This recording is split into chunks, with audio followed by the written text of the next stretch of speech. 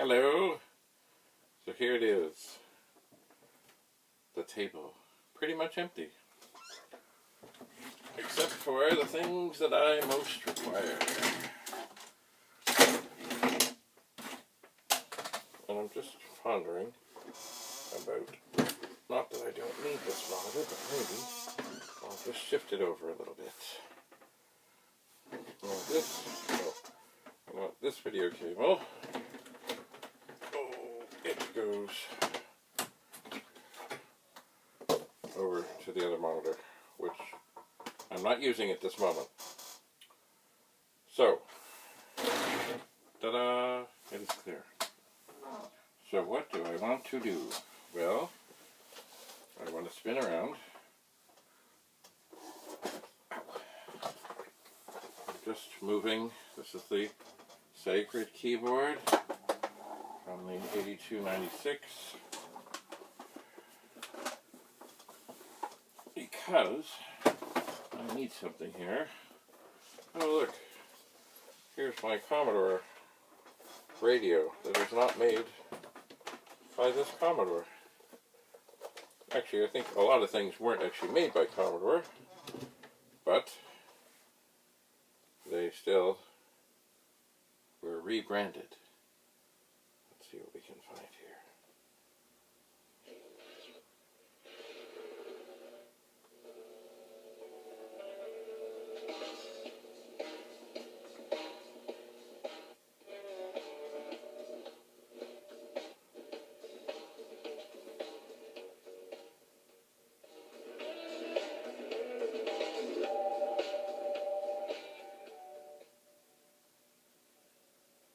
You remember? Oh, I know it. Right, antenna. I was thinking, why is this coming through so poorly?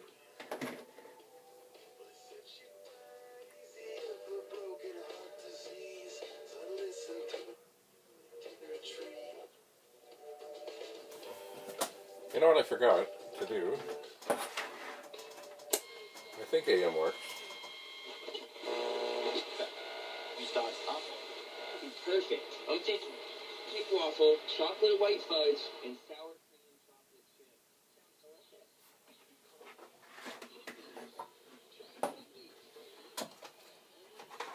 Alright. AM is a funny thing.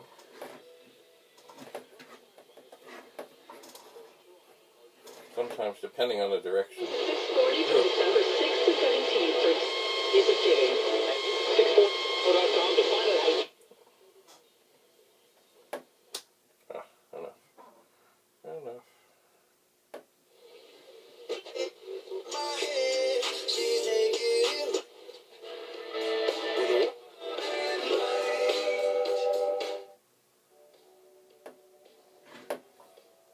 I'll just leave that there for a moment. Okay, so, what was I doing? I was retrieving this magical power supply. Ow. It is, of course, for the Commodore 64, and it came when you bought the 1764 RAM expander.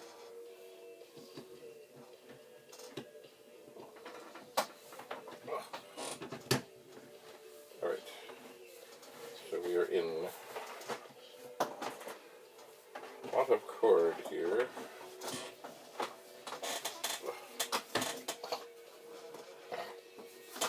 Perhaps I will swap things a little bit here with Commodore 64, but I certainly don't need acres of cords here to be in the way. So maybe the power supply can sit here, the computer can sit here. Power switch is off. There's no video. I'm really hoping that when I plug this in and turn it on, oh, I need to turn on the monitor.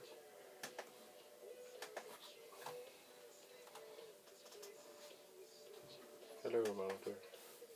Okay, it's coming up. I'm really hoping that I see the Commodore's. Oh, look at that. It's beautiful. Oh, I forgot. I'm not really wanting to look at these, so I won't.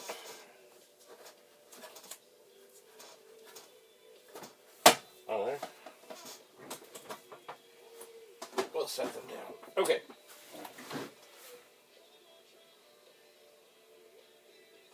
And you know what?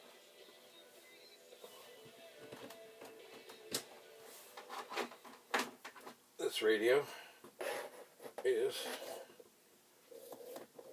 okay, but I don't need to be listening to it at this moment. I do not. Alright, I will set that down here. Alright, so why am I here? Excellent question. You know what I was really hoping to do was try out the 1541 that showed up in the mail, kind of smashed up. That is what I was hoping to do. Because it might work. It might not. Certainly something to do with the bezel is not right. It just is not.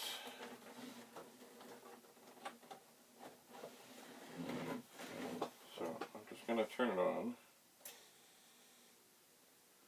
And it does seem to react properly.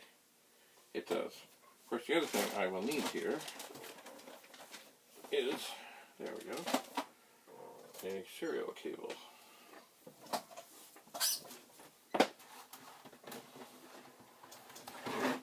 Should never plug anything in when the 64 is turned on.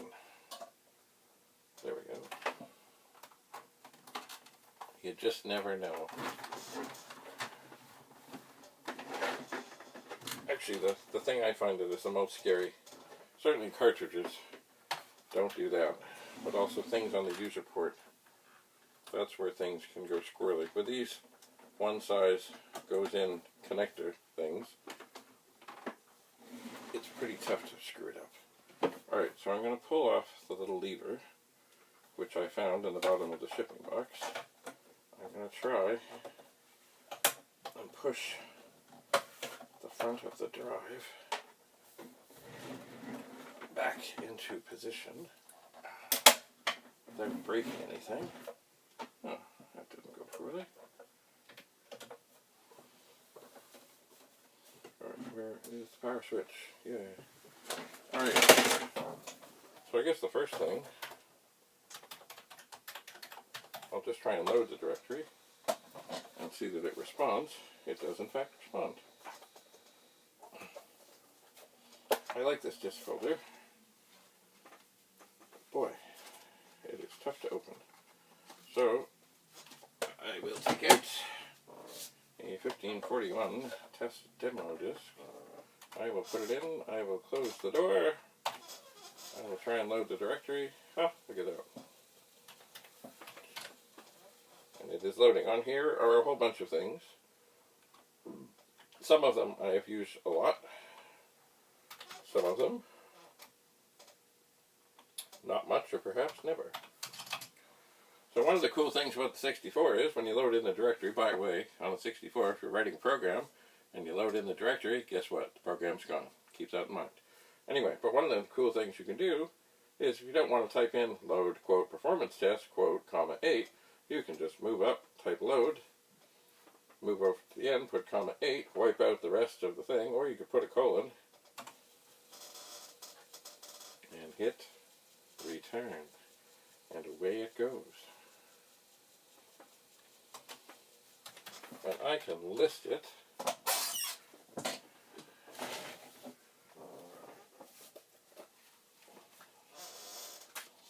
but it does not, know, I'm not going to go through the program and see what's what. It looks like it's okay. It's got lots of subroutines and things. So, oh, what is this thing? There's a note in this.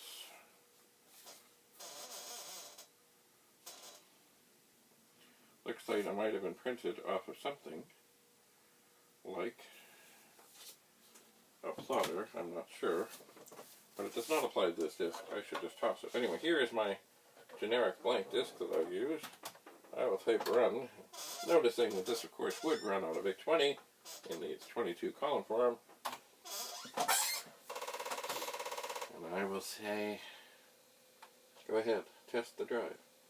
So it has issued the new command, which in the basic two-way, it would be open 15, 8, 15, quote, N0, colon, the name of the disk, which I think can be maybe 16 characters or so. Don't quote me on that. And then a comma, and then an ID. So it might be open 15, 8, 15, quote, N0, colon, test disk, or empty disk, or 1541 test, or something, and then comma, and then maybe an ID of 41, quote, colon, close 15. That would format a disk. What does that mean? New format or other such things? It means that whatever's on the disk is gone. So don't do it to disks that you have programs on. That's where I went. It says insert scratch disk. This does not mean a disk that you have scratched. This means a disk that will be scratched. There's so many words to describe deleting, formatting, initializing, scratching. Alright. So things are happening. Remember, this was the drive that was really bashed up in the mail. But so far, it is performing in the performance test. But we will see, because now it is opening a file. This, of course, reading, writing, opening files, doing all this, it tests to see that everything is working. For example, there are some disk drives, very rare, but it happens. They'll read, but they won't write.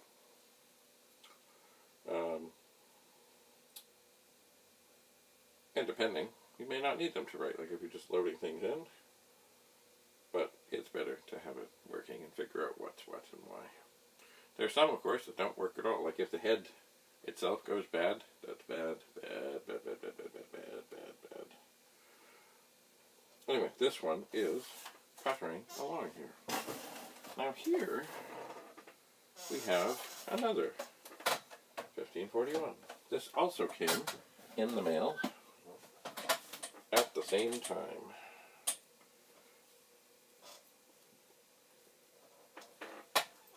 Perhaps I'll plug in its power supply. Let's see what it has to say. Alright, so far the drive is passing. Isn't that lovely? Now what I can do, with great care, is reach in behind, unplug the serial cable, plug it into this drive, take the scratch disc out, put the scratch disc in. Okay, that felt funny. Oh, I guess it's okay though. It's in, and then I can say run and hit return. Let's see if this disk drive, which also was shipped in the same box, but was not smashed apart, seems to work. And at this moment, it does sound promising. It's funny, even though these are the two drives and all, the power supplies look different. Commodore did finally come up with these drives that didn't have the power supplies inside, because of course the power supply inside gets hot. But I'm sure they made it for a better decision for themselves, in that they could make, oh, hang on, look at this one. Oh, there is damage. there is damage to the upper case. Just a little sliver here. Oh dear. Oh well. Anyway, by having the power supply outside, this is much lighter. It's much cooler. It's also easier to sell someone a new external power supply than have the drive come in and back and forth and all of that. There we go. This one does seem louder. It does.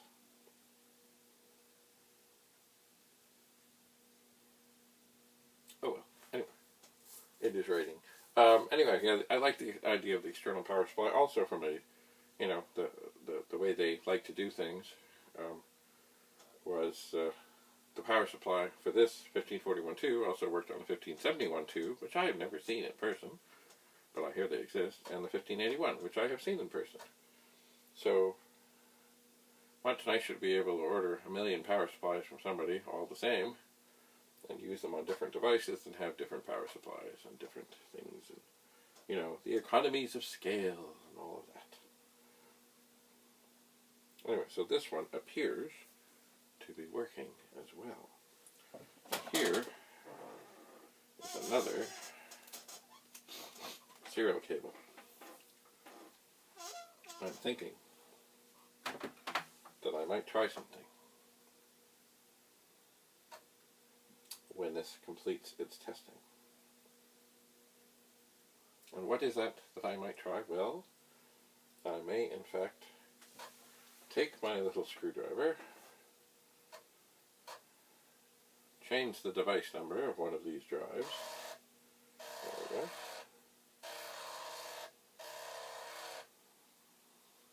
Indeedy. And maybe try and use copy all. So I'm going to turn this drive off. I'm going to turn this drive off. Now, where is my little wee screwdriver? There it is. Now, I should know, I think, off the top of my head, which switch to switch. Right here, there's a thing called device. Now, in the old days, we had to open up the machine, void the warranty, or go to our dealer and have a little trace cut. And then they said, you know, maybe we can just put a little dip switch. So there are two of them here. For depending on where you would put them, they would be device 8, 9, 10, or 11. I'm going to move the first one down. Let's see what happens. I think that is what I need to do, but I could be mistaken. So, we need power. We need the serial cord cable. We need power. We need the others. Oh, that one won't do much good. It's not plugged in. Alright, we need the other serial cable, the one that comes from the computer.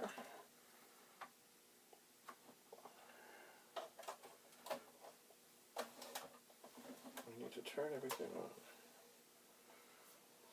Alright, so what we have in the back of this is rather a mess of cables. Power and power. And then we have a serial cable that comes from the computer, a serial cable that goes from the disk drive to the other disk drive. So now we have the three things connected. The power is on all of them. They all seem to be working. But I don't know what device this is yet. So I will try. I'm thinking it's 9, but I don't know. I'm going to try and load the directory from device 9. Woohoo! And indeed, I have. And this is the blank disk. It is a test disk, which is blank. Blank as blank can be. So now, I'm going to load from device 9 the directory of device 9, which is, of course, the same old disk. I'm going to load a program in that was written by the great Jim Butterfield, except, whoa, I have to do it from device 9, not 8.